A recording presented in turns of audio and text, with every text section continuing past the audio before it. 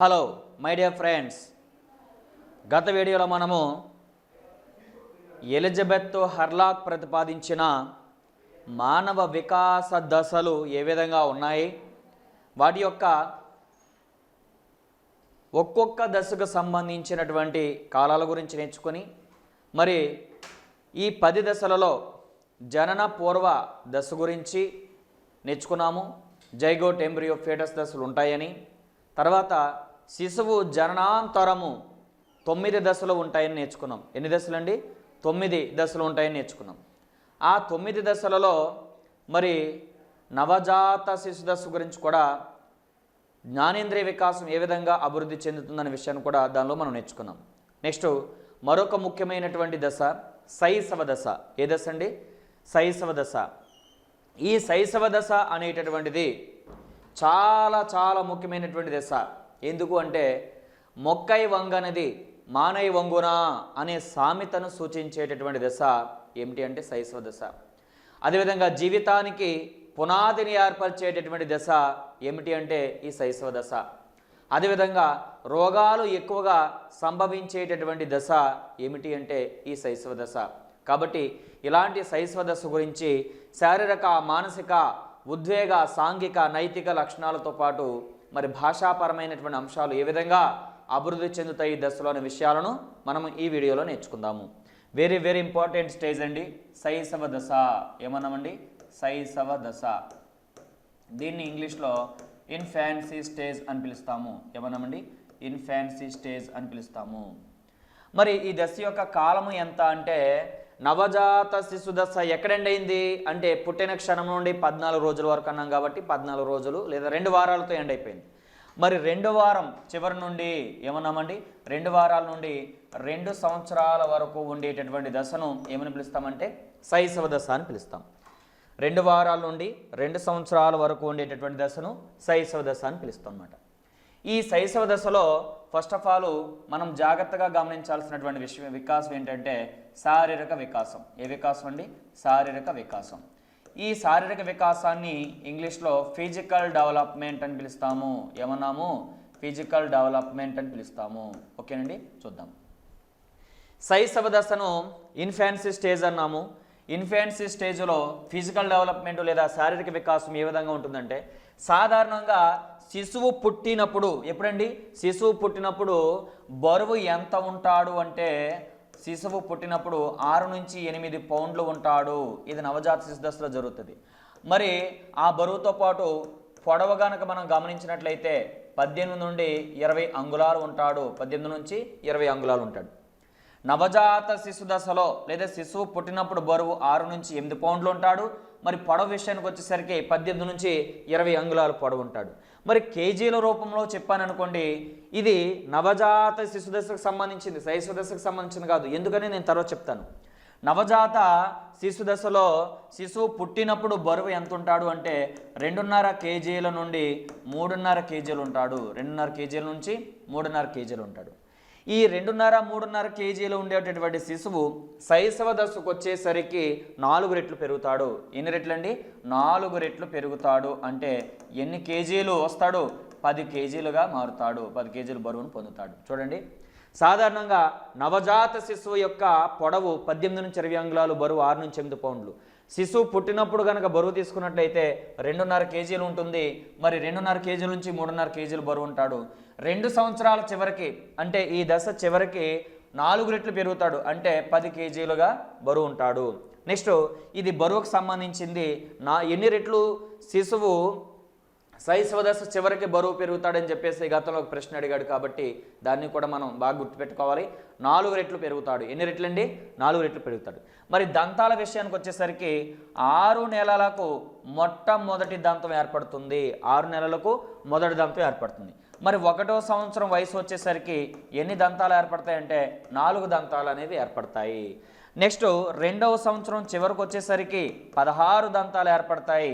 మరి కింద దవడ మీద 8, పై దవడ మీద 8, మొత్తం ఎన్ని దంతాలండి? 16 దంతాలు వస్తాయి. ఈ 16 దంతాలు కూడా శిశువుకి పాలు త్రాగే వయసులో వస్తాయి కాబట్టి వీటిని పాల దంతాలు అని పిలుస్తాము. పాలు త్రాగే వయసులో వస్తాయి కాబట్టి వీటిని ఏం పిలుస్తామండి? పాలుదంతాలు అని పిలుస్తాము. అయితే ఈ దశలో శైశవ దశలో మరి ఏమేమి నేర్చుకున్నాము? పొడవు గురించి నేర్చుకున్నాము, శిశువు యొక్క బరువు గురించి నేర్చుకున్నాము, అలాగే శిశువు యొక్క దంతాల గురించి కూడా నేర్చుకున్నాం. మరి మెదడు పరిమాణం కనుక తీసుకున్నట్లయితే చాలా అధికంగా ఉంటుంది. మెదడు పరిమాణం ఎలా ఉంటుందండి? చాలా అధికంగా ఉంటుంది. మరి 4 నుండి 5 నెలల్లో బోర్లా పడడంతో ప్రారంభమై పాకడము, కూర్చోవడము, నిలబడము, నడవడం లాంటి చలన కౌశలాలన్నీ కూడా ఈ దశలో ప్రారంభమవుతాయి. ఈ దశ చివరి నాటికి తల్లి పాలకు బదులుగా ప్రత్యామ్నాయ ఆహారం తీసుకోవడం అనేటటువంటిది జరుగుతుంది. ఈ దశలో శారీరక పెరుగుదల అత్యంత వేగంగా జరుగును. శారీరక పెరుగుదల అత్యంత వేగంగా జరిగేటటువంటి దశ ఏమిటంటే శైశవ దశ అనే విషయాన్ని మనం గమనించాలి. ఓకేనండి. బరువు గురించి మాట్లాడడం, పొడవు గురించి మాట్లాడడం, తర్వాత దంతాల గురించి మాట్లాడడం, తర్వాత మెదడు గురించి మాట్లాడడం, అదేవిధంగా కీ పాయింట్ ఈ దశలో శారీరక పెరుగుదల చాలా చాలా అత్యంత వేగంగా జరుగును అనే విషయం మనం అర్థం చేసుకున్నాము. ఓకేనండి. ఇది దీనికి సంబంధించినటువంటి చాలా ముఖ్యమైనటువంటి సమాచారం. నెక్స్ట్ ఈ శారీరక వికాసం తర్వాత కనిపించేటటువంటి వికాసం మనకి మెంటల్ డెవలప్మెంట్ అంటే మానసిక వికాసము. ఏమన్నామండి? మానసిక వికాసము.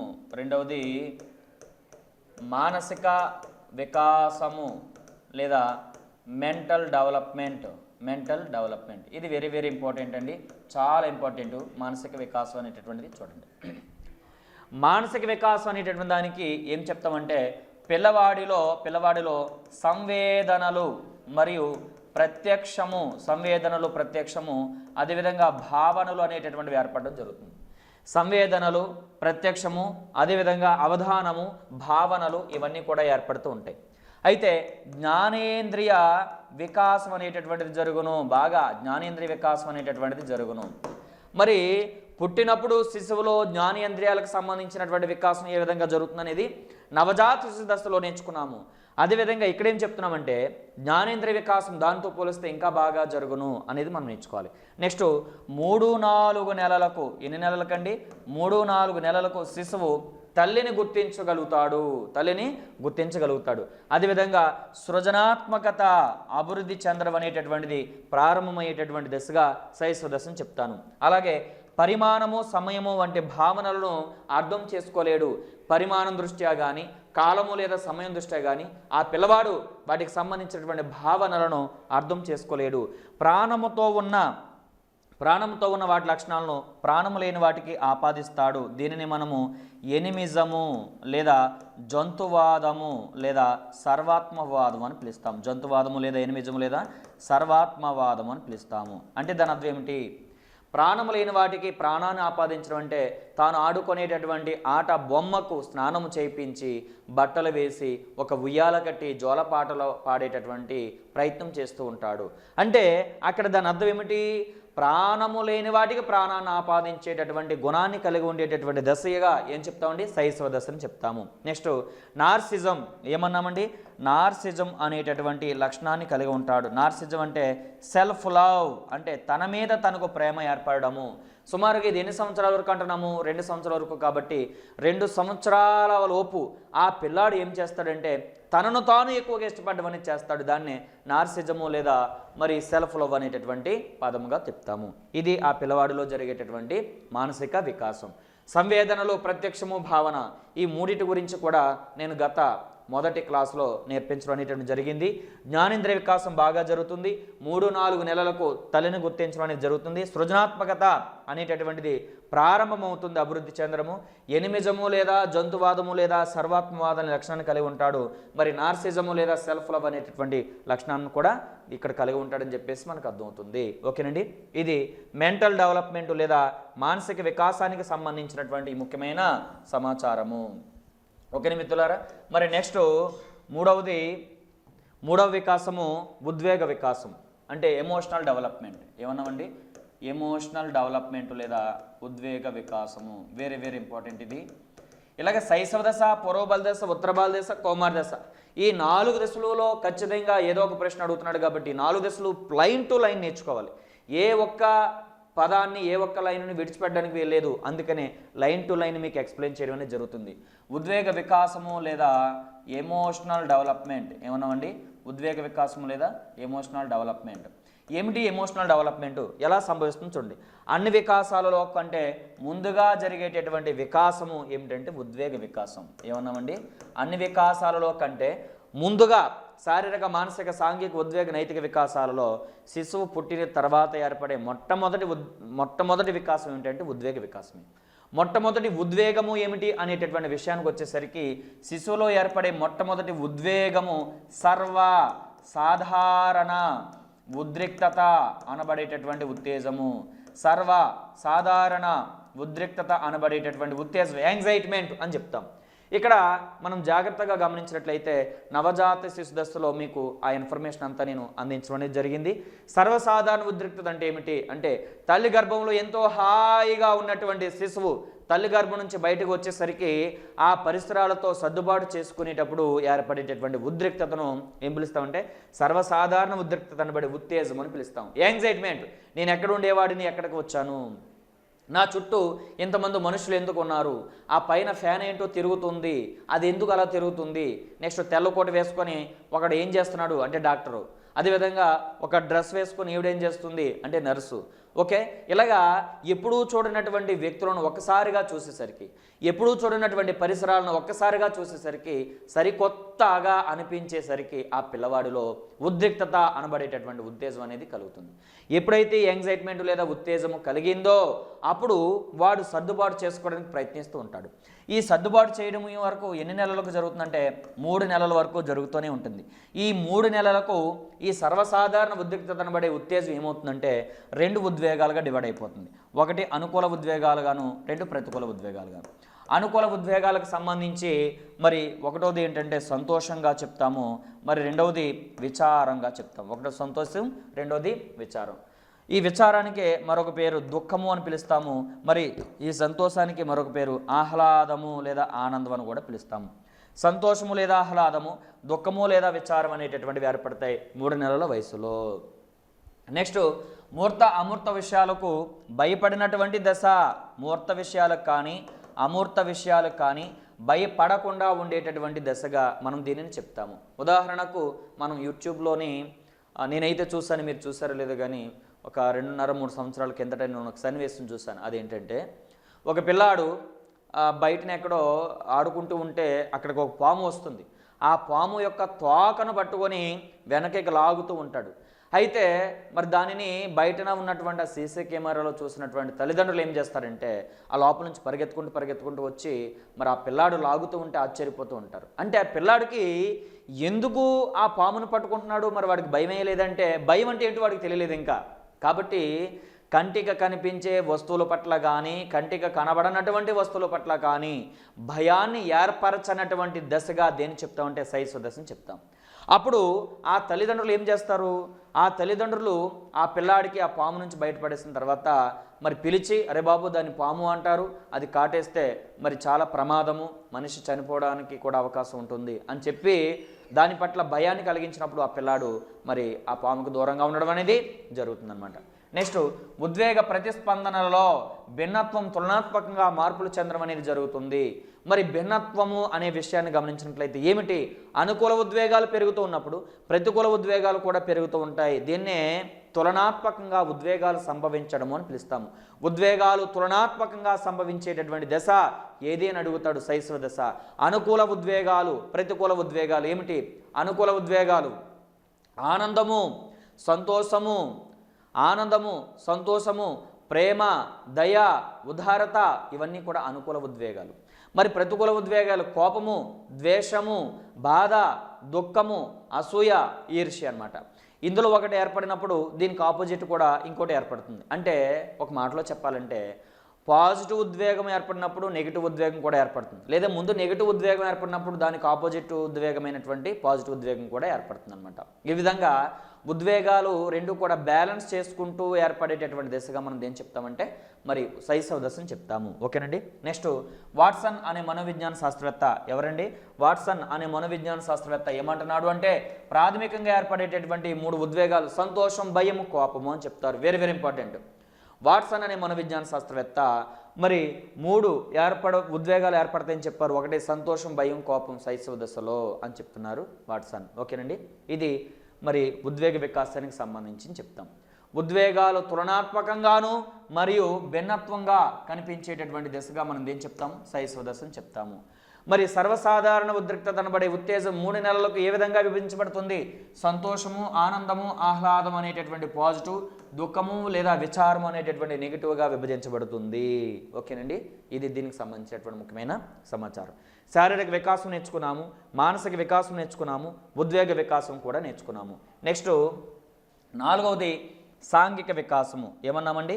సాంఘిక వికాసము. ఆ సాంఘిక వికాసానికి సంబంధించినటువంటి సమాచారాన్ని ఇప్పుడు మనం నేర్చుకుందాం.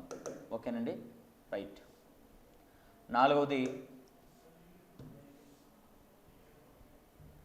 సాంఘిక వికాసము, సోషల్ డెవలప్మెంట్. సాంఘిక వికాసము,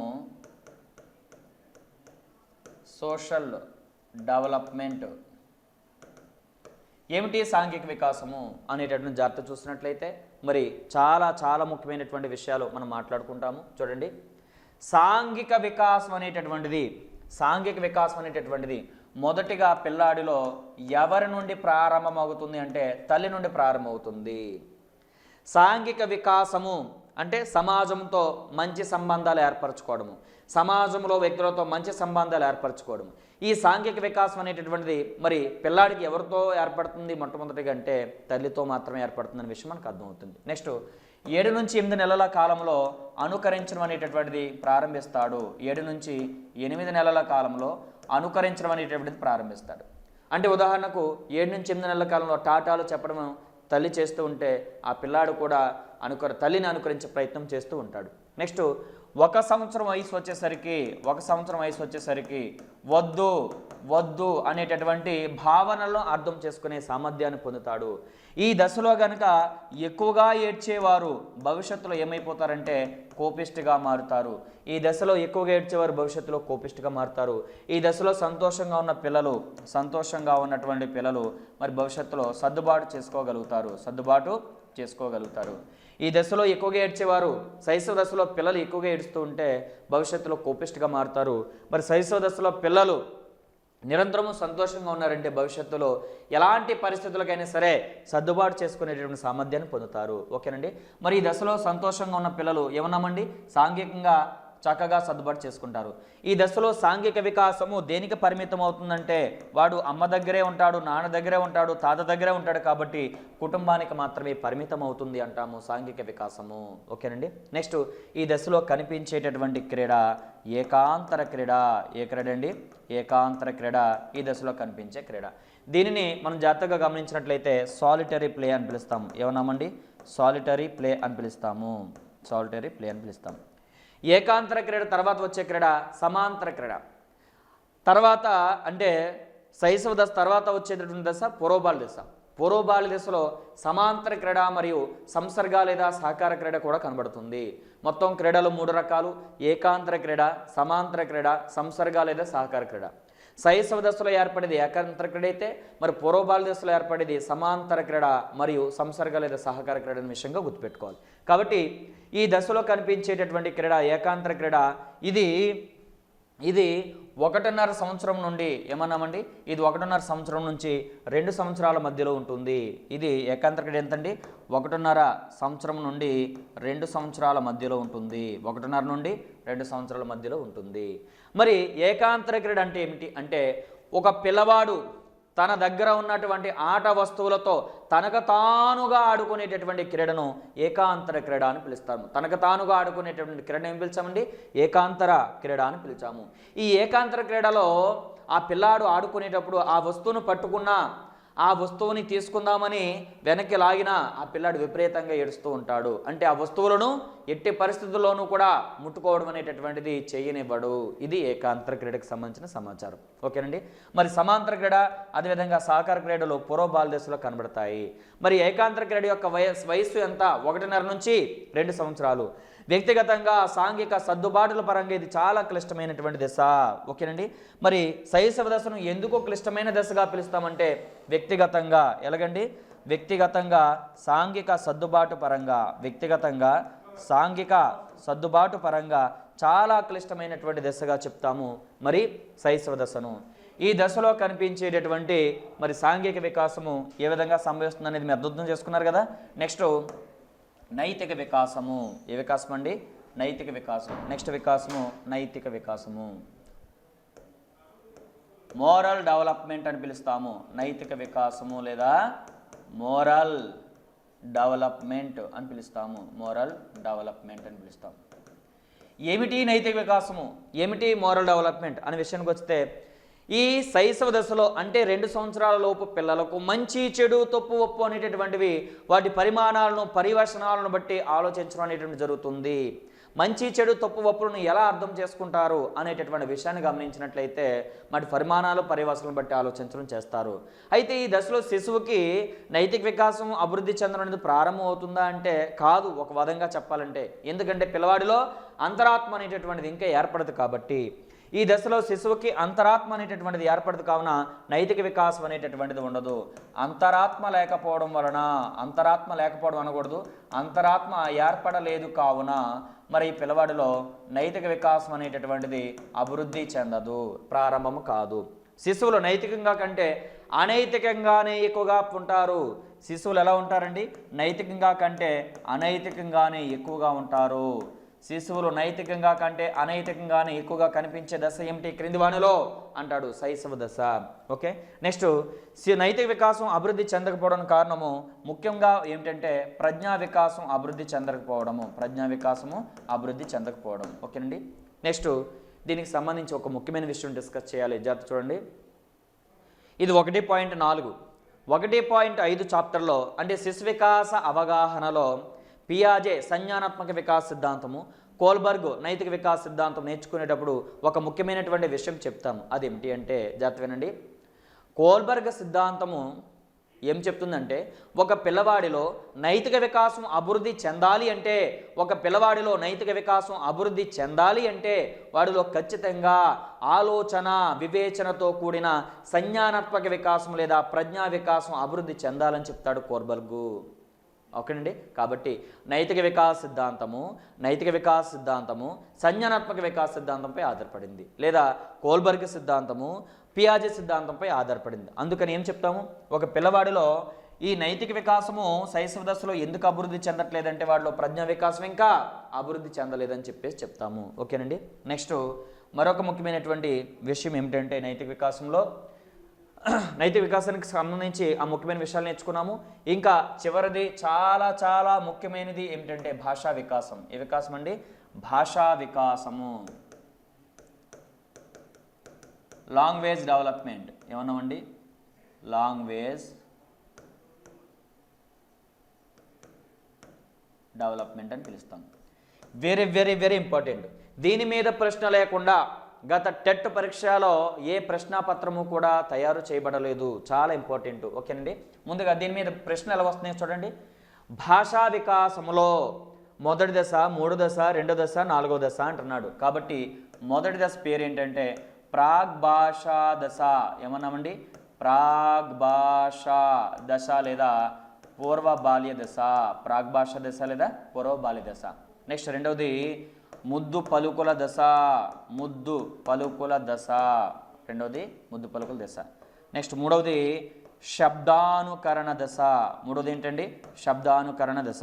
నెక్స్ట్ నాలుగవది శబ్దగ్రాహ్యక దశ. శబ్దగ్రాహ్యక దశ.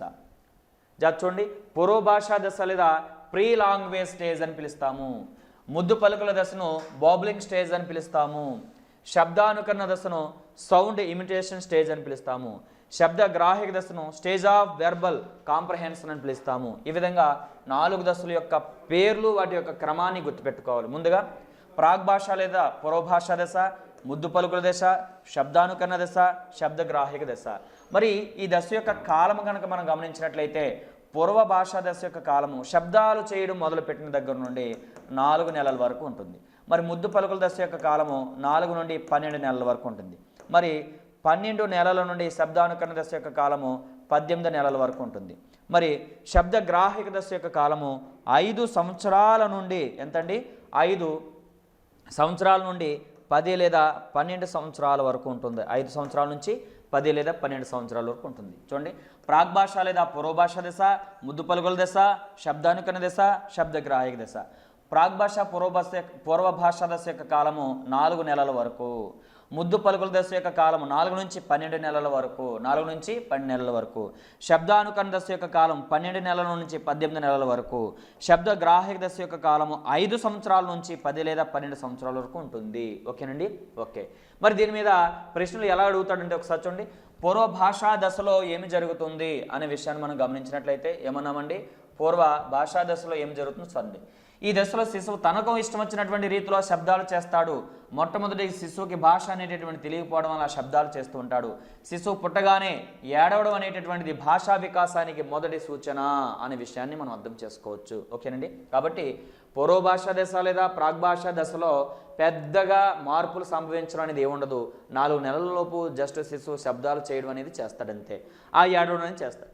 ఏడుపు అనేటటువంటిది భాషా వికాసానికి సూచిక అని చెప్పేసి మనం అర్థం చేసుకోవచ్చు. నెక్స్ట్ రెండవది ముద్దు పలుకుల దశ 4 నుండి 12 నెలల మధ్య ఉంటుంది. 4 నుండి 12 నెలల మధ్య ఉండేటటువంటి దశను ముద్దు పలుకుల దశ అని పిలుస్తాం. ఈ దశలో శిశువు తన తల్లిదండ్రులను, తన చుట్టూ ఉన్న పరిసరాలను, ఇతర వ్యక్తులను గమనించి కొన్ని శబ్దాలను చేస్తాడు. వీటికి సరైన అర్థం ఉండదు. తల్లి చేసేటటువంటి శబ్దాలను, తండ్రి చేసేటటువంటి శబ్దాలను అనుకరించే ప్రయత్నం చేస్తాడు, కానీ పూర్తిగా అనుకరించలేడు. అందుకనే వాటికి శబ్దము ఉంటుంది కానీ వాటికి సరైనటువంటి అర్థము ఉండదు అనే విషయాన్ని మనం గమనించాలి. నెక్స్ట్ మూడవది శబ్ద అనుకరణ దశ. ఈ దశ 1 నుండి 1.5 సంవత్సరం మధ్య జరుగుతుంది. ఇక్కడ అనుకరణ ప్రారంభమైనా అంత బాగా జరగదన్నాము.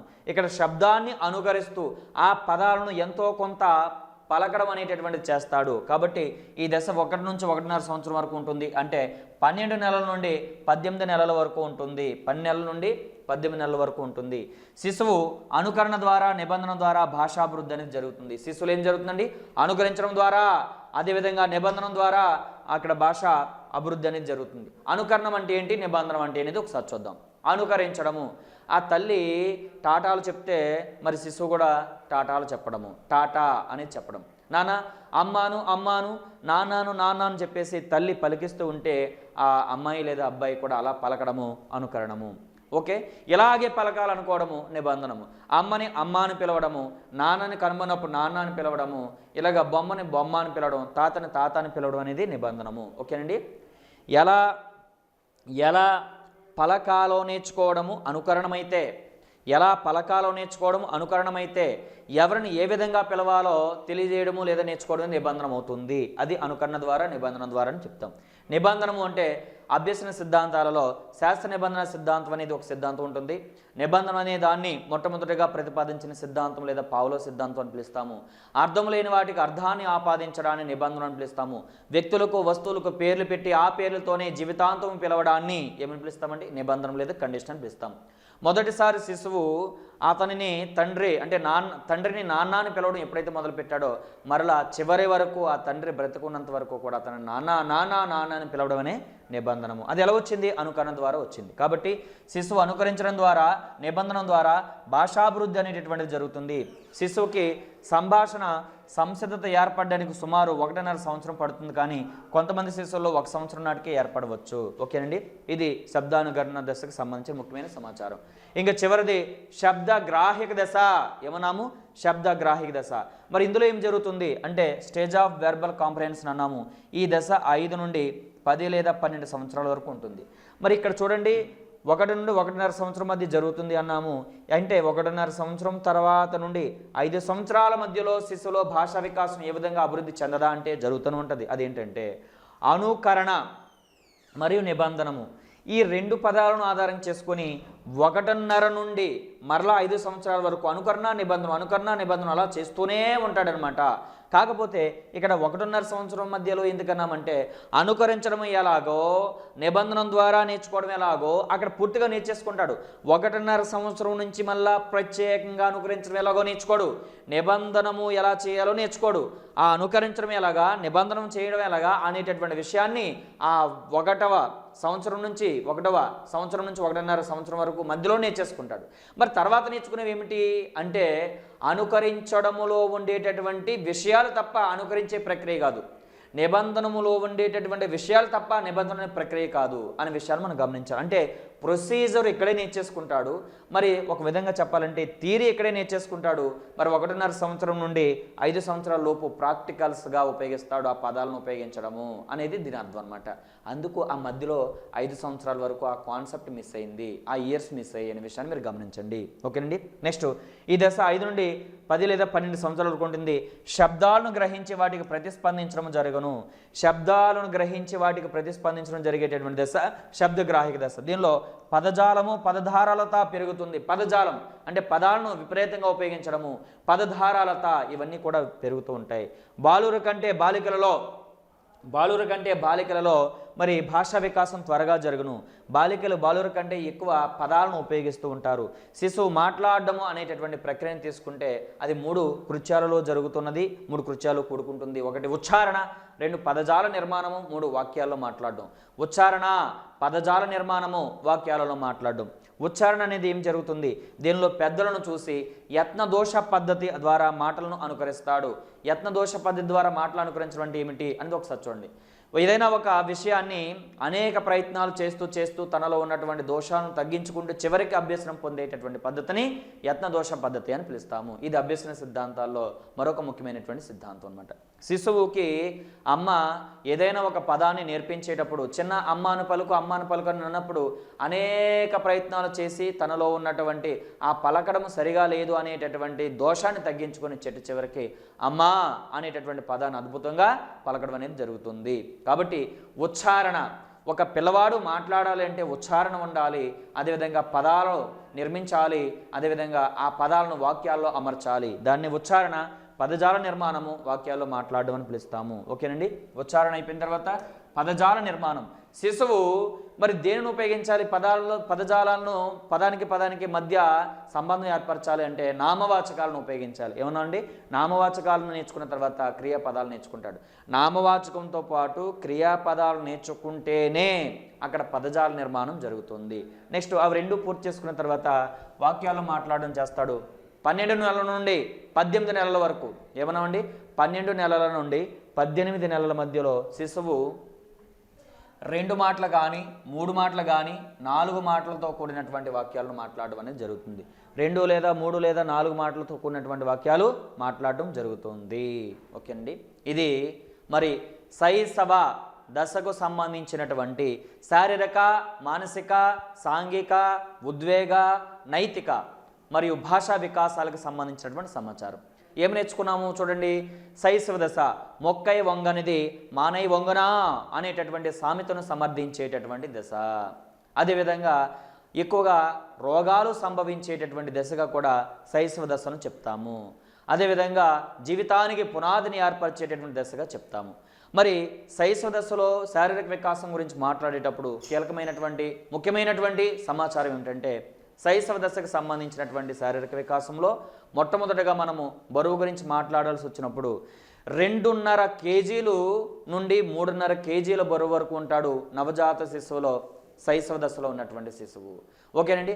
మరి జాగ్రత్తగా మనం గమనించినట్లయితే శైశవ దశ చివరికి వచ్చేసరికి ఆ శిశువు యొక్క బరువు 10 కేజీలకు పెరుగుతుంది, అంటే 4 రెట్లు పెరుగుతుంది అనే విషయాన్ని మనం గమనించాలి. నెక్స్ట్ దంతాల విషయానికి వచ్చేసరికి 6 నెలలకు మొదటి దంతం ఏర్పడుతుందని, మరి 1వ సంవత్సరం వయసు వచ్చేసరికి మరి 6 దంతాలు ఏర్పడతాయని, 2 సంవత్సరాల వయసు పూర్తయ్యేసరికి మొత్తం 16 దంతాలు, కింద దవడ మీద 8 దంతాలు, పై దవడ మీద 8 దంతాలు వస్తాయని నేర్చుకున్నాము. 8 + 8 16 దంతాలు అని చెప్పాము. ఇవి పాలు త్రాగే వయసులో వస్తాయి కాబట్టి వీటిని పాలదంతాలు అని పిలిచారు. దీనిలోనే మరి మానసిక వికాసం అనేటటువంటిది ప్రారంభం కావడం జరుగుతుంది. మరి శిశువు తల్లి పాలకు బదులుగా వేరొక ప్రత్యామ్నాయ ఆహారం తీసుకోవడానికి ఎక్కువగా ఇష్టపడతాడని చెప్పేసి మనం నేర్చుకున్నాము. అది శైశవ దశలో శారీరక వికాసానికి సంబంధించి. నెక్స్ట్ మానసిక వికాసానికి సంబంధించిన ముఖ్యాంశాలు ఏం నేర్చుకున్నాము? శిశువు 3 లేదా 4 నెలల వయసుకు వచ్చేసరికి తల్లిని గుర్తించడం అనేటటువంటిది ప్రారంభిస్తాడు. జ్ఞానేంద్రియ వికాసము అభివృద్ధి చెందడం అనేటటువంటి ప్రారంభమవుతుంది. సృజనాత్మకత అభివృద్ధి చెందడం అనేది ప్రారంభమవుతుందనే విషయాన్ని కూడా మనం నేర్చుకున్నాము. నెక్స్ట్ ఉద్వేగ వికాసం. శిశువులో ఏర్పడేటటువంటి మొట్టమొదటి వికాసం పేరు ఏమిటంటే ఉద్వేగ వికాసం అని చెప్తాము. ఎందుకు చెప్తాము అంటే శిశువు తల్లి గర్భం నుంచి బయటకు వచ్చిన తర్వాత ఏర్పడే మొట్టమొదటి ఉద్వేగం సర్వసాధారణ ఉద్రిక్తత అనబడేటటువంటి ఉత్తేజము లేదా యాంగ్జైట్మెంట్ అని పిలుస్తాము. ఇది 3 నెలల వరకు ఉత్తేజంగా ఉండి 3 నెలల వయసులో 2 భాగాలుగా డివైడ్ అయిపోతుంది. అనుకూల ఉద్వేగాలుగాను, ప్రతికూల ఉద్వేగాలుగాను. అనుకూల ఉద్వేగము అంటే ఏమిటి?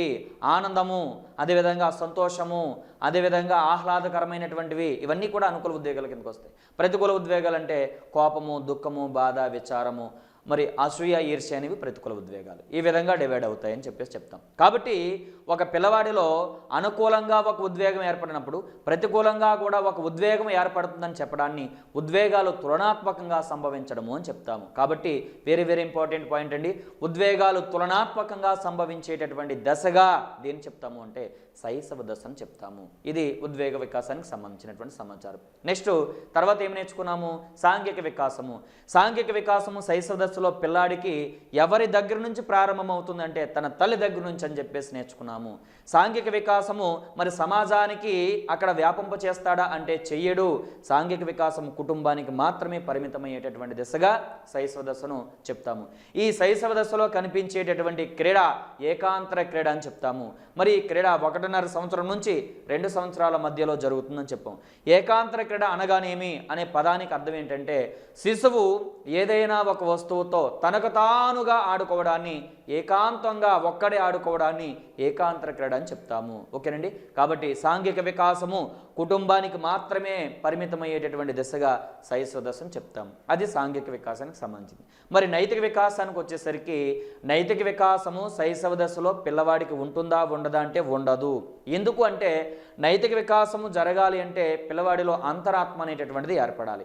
ఈ అంతరాత్మ ఏర్పడాలి అంటే ఖచ్చితంగా ప్రజ్ఞా వికాసం అనేది జరగాలి. ఎందుకు అంటే పియాజే సిద్ధాంతం ప్రకారము, కోల్బర్గ్ సిద్ధాంతం ప్రకారము మనం చాలా ముఖ్యమైనటువంటి విషయం త్వరలో నేర్చుకుంటాం ఈ కాన్సెప్ట్ల తర్వాత. అదేమిటంటే ఒక పిల్లవాడిలో నైతిక వికాసము అభివృద్ధి చెందాలి అంటే ఆలోచన వివేచనతో కూడినటువంటి ప్రజ్ఞా వికాసం అభివృద్ధి చెందాలి అని చెప్తాము. కాబట్టి నైతిక వికాస సిద్ధాంతము పియాజే సంజ్ఞానాత్మక వికాస సిద్ధాంతంపై ఆధారపడుతుందని నేర్చుకుంటాము. కాబట్టి పిల్లవాడిలో ప్రజ్ఞా వికాసం జరగకపోవడం వలన అంతరాత్మ ఏర్పడలేదు. అంతరాత్మ ఏర్పడకపోవడం వలన నైతిక వికాసం అనేది పిల్లవాడికి ప్రారంభం కాదు అని చెప్తాము. నెక్స్ట్ మరి భాషా వికాసము. ఈ శైశవ దశలో భాషా వికాసానికి సంబంధించినటువంటి దశలు ముఖ్యంగా 4 అన్నాము. పూర్వభాషా దశ లేదా ప్రాగ్భాషా దశ, ముద్దు పలుకుల దశ, శబ్దానుకరణ దశ, శబ్దగ్రాహిక దశ అని చెప్పి 4 దశలు చెప్పుకున్నాము. ఈ 4 దశలు కూడా వరుస క్రమాన్ని అడుగుతున్నాడు. 2వ దశ ఏమిటి, 3వ దశ ఏమిటి, 4వ దశ ఏమిటని వాటి మీద ప్రశ్నలు అడుగుతున్నాడు. వాటికి సంబంధించినటువంటి సంవత్సరాలు లేదా నెలలు కూడా అడుగుతున్నాడు. మరి పూర్వభాషా దశ లేదా ప్రాగ్భాషా దశ యొక్క కాలం ఎంత అంటే శబ్దాలు చేసేటటువంటి దశ. కాబట్టి 4 నెలలకు ముందు ఉన్నటువంటి దశను పూర్వభాషా దశ, ప్రాగ్భాషా దశ అని పిలుస్తాము. నెక్స్ట్ రెండవది మనం గమనించినట్లయితే పూర్వభాష లేదా ప్రాగ్భాషా దశ తర్వాత ముద్దు పలుకుల దశ. ఏ దశ అండి? ముద్దు పలుకుల దశ. ఇది 4 నుండి 12 నెలల వరకు ఉంటుంది. 10 నెలల వరకు ఉంటుంది. తర్వాత 12 నెలల నుంచి మరి 18 నెలల వరకు ఉంటుంది అనేటటువంటి విషయాన్ని 3వ దశలో శబ్దానుకరణ దశలో నేర్చుకున్నాము. నెక్స్ట్ ఇంక చివరిది శబ్దగ్రాహిక దశ. 5 సంవత్సరాల నుంచి 10 లేదా 12 సంవత్సరాల వరకు ఉండేటటువంటి దశను శబ్దగ్రాహిక దశ అని చెప్తాము. ఇదండి ఈ శైశవ దశకు సంబంధించినటువంటి కీ పాయింట్స్. మనము నేర్చుకున్న తర్వాత మరొకసారి రివిజన్తో కూడినటువంటి అంశాలు. ఇది మిత్రులారా. నెక్స్ట్ తర్వాత వీడియోలో పూర్వ బాల్యదశ మరియు ఉత్తర బాల్యదశకు సంబంధించినటువంటి శారీరక, మానసిక, సాంఘిక, ఉద్వేగ, నైతిక మరియు భాషాపరమైనటువంటి ముఖ్య అంశాలను పిల్లలలో ఏ విధంగా వికాసం చెందుతుందనే విధంగా మనం నేర్చుకుందాము. ఓకేనండి.